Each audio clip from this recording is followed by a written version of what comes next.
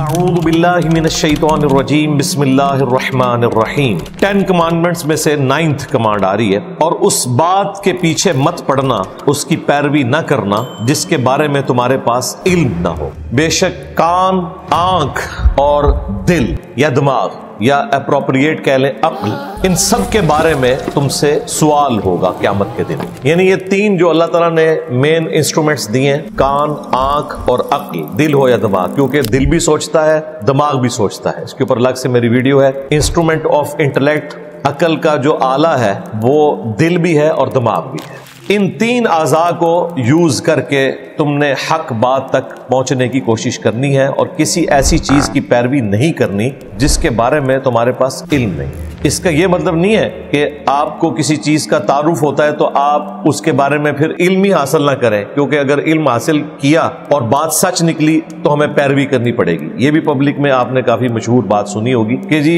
کوئی اچھائی کی بات اگر سن لی تو پھر اس پہ عمل کرنا پڑ جائے گا۔ وہ یہ سمجھتے ہیں کہ اگر ہم نے اچھائی کی بات نہ سنی تو قیامت والے دن شاید اللہ تعالیٰ ہمیں چھوڑ دے کہ اس بیچارے کو تو پتہ ہی کوئی نہیں تھا۔ Ignorance is no excuse on the day of judgment۔ کسی شخص کا کسی چیز سے متعارف نہ ہونا جو کہ ضروریات دین میں سے ہے، قیامت کے دن اللہ کے حضور کوئی عذر نہیں ہے، دنیا میں بھی نہیں ہے۔ کوئی شخص جو ٹریفک سگنل کو توڑتا ہے، پہلی دفعہ موٹر وے پہ 130 کی سپیڈ کے اوپر گاڑی دوڑانا شروع کر دے، اور کہ میں تو جرمنی میں چلاتا تھا، وہاں تو سپیڈ لمٹ ہی کوئی نہیں ہے، اسے بتایا جائے گا کہ بھائی یہاں تو ہے، اور اب آپ جرمانہ ادا کریں، انشاءاللہ پھر آپ کبھی نہیں بھولیں گے کہ یہاں پہ لمٹ ہے۔ وہ کہ جی مجھے تو نہیں پتا تھا لہٰذا اس دفعہ چھوڑ دیں۔ وہ کہیں گے بھائی ریکارڈ ہو چکا ہے، جرمانہ تو آپ کو دینا ہوگا۔ اب آخری کمانڈ آ رہی ہے، اور زمین میں اکڑ کے مت چل، نہ تو اکڑ کر زمین کو پھاڑ سکتا ہے اور نہ اتنا اونچا ہو سکتا ہے کہ پہاڑوں کے برابر ہو جائے۔ یہ اللہ تعالیٰ نے بات سمجھانے کے لیے کی کہ جتنا مرضی اکڑ کے چل، تیرے زور سے پاؤں مارنے سے نہ تو زمین پھٹ جانی ہے اور نہ تیرا قد اتنا اونچا ہونا ہے کہ تو پہاڑوں سے اونچا ہو جائے۔ اللہ تعالیٰ نے یہ پہاڑ تیرا تکبر توڑنے کے لیے رکھے ہوئے، تکبر تو نے نہیں کرنا۔ اب تکبر کے حوالے سے صحیح مسلم میں حدیث ہے، نبی علیہ السلام نے فرمایا، اللہ تعالیٰ فرماتا ہے کہ تکبر میری چادر ہے،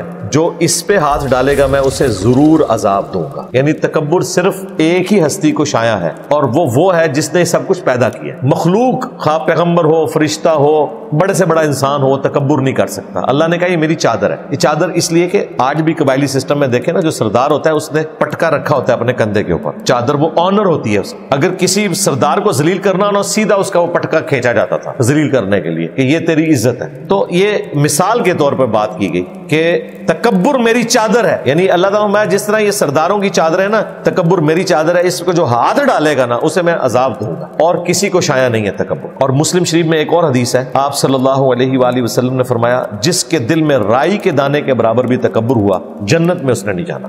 رائی کے دانے کے برابر۔ تو صحابہ کرام نے کہا یا رسول اللہ، بعض اوقات ہماری خواہش ہوتی ہے ہمارے کپڑے اچھے ہوں، جوتیاں اچھی ہوں، کیا یہ بھی تکبر ہے؟ آپ نے فرمایا اللہ بھی خوبصورت ہے، خوبصورتی کو پسند فرماتا ہے، یہ تکبر نہیں ہے۔ تکبر یہ ہے کہ تم حق بات سے اناد کرو، یعنی منہ پھیر لو اور لوگوں کو حقیر جانو۔ تو اللہ تعالیٰ ہمارا زمین پر اکڑ کر مت چلنا، نہ تو زمین کو پھاڑ لے گا اور نہ تو پہاڑوں کے برابر اونچا ہو سکتا ہے۔ اب یہ 10 کمانڈمنٹس جب مکمل ہوئی تو اس کے اوپر ورڈکٹ آ رہی ہے، یہ جتنی چیزیں اوپر بیان ہوئی ان میں جو برائی والی باتیں تھیں وہ تیرے رب کے ہاں انتہائی ناپسندیدہ ہیں۔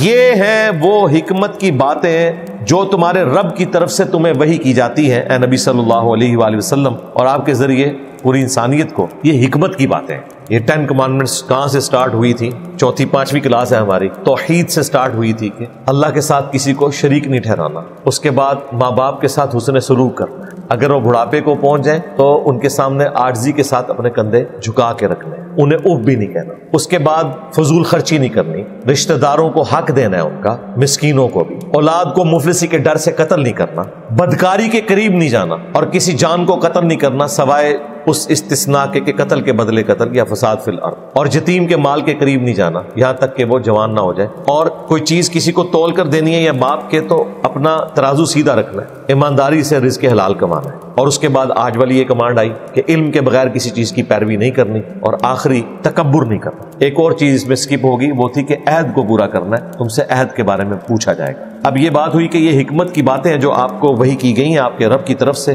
اب دیکھیں بریکٹ ختم ہو رہی ہے، اور دیکھنا اللہ کے ساتھ کسی کو معبود نہ ٹھہرا لینا۔ اول توحید آخر توحید، ورنہ تمہیں جہنم میں پھینک دیا جائے گا تانے دیتے ہوئے، دھکے مار کے، ملامت زدہ کر کے کہ جا جہنم میں۔ یہ وہ بات ہے، ذلیل و خوار کر کے، باتیں سنا سنا کے کہ تو نے اللہ کے ساتھ شرک کیا۔ کیا تمہارے رب نے تمہیں تو چن لیا بیٹوں کے ساتھ اور اپنے لیے فرشتوں کو بیٹیاں بنا لیا؟ اب دیکھیں، یہ نعوذ باللہ من ذالک مشرکین عرب کہتے تھے یہ فرشتے اللہ کی بیٹی ہیں، اور دوسری طرف اپنی حالت یہ تھی کہ اگر کسی کے گھر بیٹی پیدا ہوتی اسے وہ زندہ درگور کر دیتا، اور قرآن میں آتا ہے کہ وہ شرمندگی کے مارے اپنے رشتہ داروں کو فیس نہیں کرتا تھا کہ اب یہ میرے گھر بیٹی پیدا ہوئی ہے کہ اسے میں قتل کر دوں یا زمین میں دبا دوں، چہرہ اس کا لٹک جاتا، سیاہ پڑ جاتا۔ ابھی خام خواہ ایک، چونکہ قبائلی سسٹم میں بیٹے ذرا اسٹرینتھ کی علامت ہوتے تھے تو اس لیے پھر یہ اس طرح کے معاملات ہوتے تھے، حالانکہ وہ یہ نہیں سوچتے تھے کہ یہ اولاد بھی تو اللہ تعالیٰ نے کسی عورت سے تمہیں دی ہے، اگر یوں کرو گے تو پھر یہ سلسلہ آگے کیسے چلے گا؟ تو یہ حقارت کی نظر سے بیٹیوں کو دیکھا جاتا تھا، عورتوں کو پاؤں کی جوتی سمجھا جاتا تھا۔ اس کانٹیکسٹ میں اللہ تعالیٰ بیان کر رہا ہے کہ اگر تم اللہ سے محبت کرتے ہو تو پھر تو تمہیں چاہیے کہ تم اللہ تبارک و تعالیٰ کے لیے بھی وہی چیز پسند کرو جو اپنے لیے پسند کرتے ہو، لیکن تمہارا حال یہ ہے کہ تم فرشتوں کو بتا رہے ہو کہ وہ اللہ کی بیٹیاں ہیں، اور اپنا حال یہ ہے کہ بیٹی پیدا ہو جائے تو تمہارا چہرہ لٹک جاتا ہے۔ کیا کمٹمنٹ ہے تمہاری اپنے رب کے ساتھ؟ ہونا تو چاہیے تھا رب کے لیے بھی بیٹے پسند کرتے، فرشتوں کو اللہ کے بیٹے کہہ دیتے، ہے تو وہ بھی شرک تھا، لیکن کوئی ڈھنگ سے کوئی چیز ہونی چاہیے تھی، لیکن نہیں۔ بے شک تم بہت بڑی جرت کا کلمہ بول رہے ہو جو اللہ تعالیٰ کے لیے اولاد تجویز کر رہے ہو کہ یہ فرشتے اس کی بیٹی ہیں۔ یہ تو پھر سورہ مریم میں آگے چل کر آئے گا کہ قریب ہے آسمان پھٹ پڑے، زمین شک ہو جائے اور پہاڑ ریزہ ریزہ ہو جائے، ان دعوا للرحمن ولدا، کہ انہوں نے رحمان کے لیے بیٹا تجویز کیا ہے۔ اگر زمین و آسمان کے احساسات ہوتے اور پہاڑ بھی اس طرح فیلنگ کرتے کہ کتنا بڑا جرم ہے اللہ کے نزدیک، یا اللہ تعالیٰ انہیں ایکسپریس کرنے کی اجازت دے دیتا تو تم پہ آسمان پھٹ پڑتا، زمین شک ہو جاتی، تم زمین میں دسا دیے جاتے اور پہاڑ ریزہ ریزہ ہو جاتے کہ انہوں نے اللہ کے لیے اولاد تجویز کر دی ہے۔